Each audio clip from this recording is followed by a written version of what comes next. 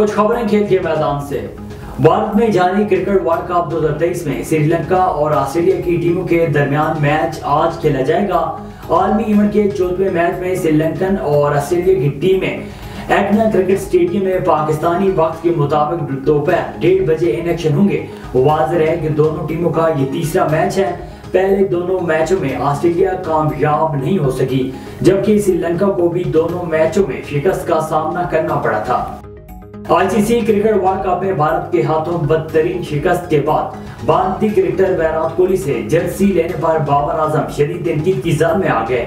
समाजी राब्ते की website Twitter पर वायरल वीडियो में देखा जा सकता है कि कप्तान बाबर आजम अहमदाबाद के स्टेडियम में भारत के हाथों बदतरीन शिकस्त के बाद विराट कोहली से उनके ऑटोग्राफ वाली जर्सी ले रहे हैं, जिस पर बाबर आजम को तनकीद का निशाना बनाया जा रहा है।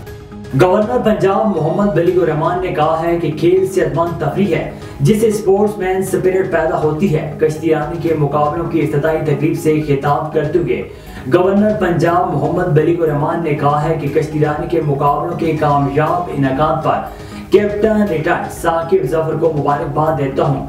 आज कश्तीरानी के खेल का जो बीज बोया गया वो तनावर दरख्त बनेगा। कश्तीरानी के खेल को पूरे जनूबी पंजाब में फरोग दिया जाएगा।